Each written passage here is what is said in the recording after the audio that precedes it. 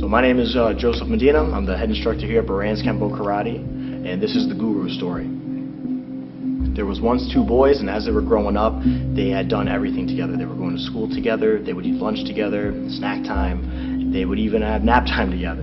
And they would like the same toys, they had the same interests, same favorite color, same favorite food. And this continued up through middle school, high school, and this even through college.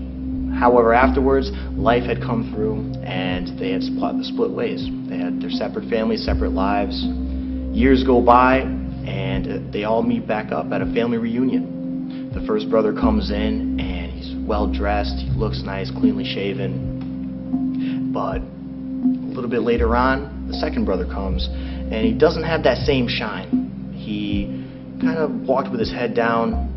Face was kind of scruffy, didn't have the same type of clean clothes. They were kind of tattered, didn't really care how he looked or smelled. And finally the two brothers started to talk to each other. And at first it started off as, hey, how are you? And quite soon afterwards, the second brother goes, well, how did your life become so different than mine? Why is it that you have all these nice things and you feel this way, and I feel like I'm just left with nothing? I have a tough job. My family's giving me a lot of stress, and I'm not having a good time at work, so I'm not getting paid as much. His brother responded, well, hey, I know exactly how you feel, and I felt the same way. But I went and I saw the guru. The guru, yeah, the guru. And he gave me 3 words that changed my life. He said, all right, well, what are they? It doesn't work that way. You have to go and see the guru yourself. Where is he? He said, way off in the mountains of Tibet. Brother said, whoa, I don't have time for that. But he ended up finding himself on his way. And he found himself on the plane, took a train, rode the boat, took a donkey all the way to the top of the mountain, and waited outside of the monk's temple. He waited outside what seemed for hours until finally someone had opened the door. He said, finally, he came on in, sat down. He said, the guru will see you soon. Waited again, looked around the room. It was a magnificent place with beautiful artwork all around. Finally, the monk came back and said, the guru will see you now. He sat down, saw the guru. The guru looked at him. The man looked at the guru.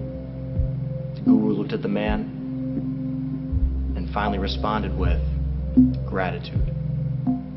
Finally got up and left. The man looked kind of confused and frustrated and said, what? I came for 3 words. He only gave me 1. The monk then returned and said, the guru told you what you needed to hear. You must go and meditate on this. Use it in your life. Only then can you return. The man, very frustrated, went back down, and on his plane ride back, thought, gratitude. Gratitude is being thankful. What do I have to be thankful for? I have a boss that doesn't really care if I'm happy or not. I have my wife who just drives me crazy. My kids do the same. But at least I have kids. At least I have a family. And even though my boss does give me a lot, he really just does want to see me do good for the business. And I don't have to worry about putting bread on the table. I have enough money for the bills. Not only did the man start to think about what he was thankful for, but he also started to show that he was thankful for those things. And as he started to do that in his life, his wife became, him and his wife started to work a little bit better at the house. The kids were happier. He felt himself walking with his back a little bit straighter. When his boss came around, he nodded and acknowledged his boss. His boss started to thank him for the work that he was doing. He started to see that what he was doing was being reciprocated. He went back. He took the plane, took the train, took the boat, rode the donkey all the way up to the top of the mountain, sat down, thanked the monk for seating him. The guru came in, he thanked him once again for giving him this word of gratitude. The monk smiled, looked at him and said, humility. He thanked him and instantly knew what he had to do. And on his ride back, he thought once again, humility. Humility, that sounds like being humiliated. He thought a little bit deeper. Went on to Webster Dictionary and found the actual dictionary version.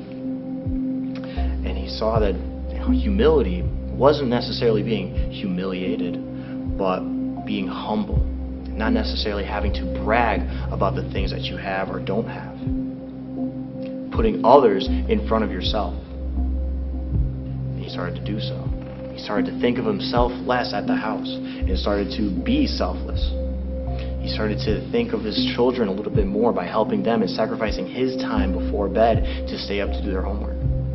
He stayed up a little bit longer to listen to his wife or listen to what his boss needed for his workers to do before he went and did it. And once again, it was like a 180. His life had turned around and got even better. He found himself waking up with a little bit more energy and smiling and looking forward to the day and being happy to help others. He started to want to go out and meet other people and want to give out compliments just to see the look on their face. And he got this feeling inside each time, and it kept growing, until finally he had to go back to the guru.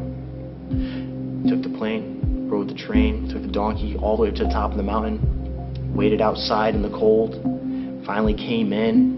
Didn't matter how long he was sitting in the room or how long he felt. He was standing outside. He thanked the monk and thanked the guru for seating him and coming to him and giving him all that he's had so far. And because of what the guru has told him, he then went on to say, "Guru, I know you want to tell me the third word. However, I need to thank you.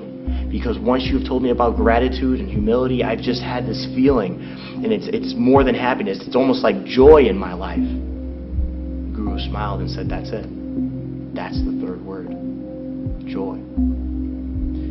Joy is different than happiness. You can always have joy. Happiness comes from outside things, but joy is intrinsic. Joy comes from within, and it comes from being thankful for the things that you have or don't have, having humility, putting others ahead of yourself. And when you do those two things, only then will you have joy.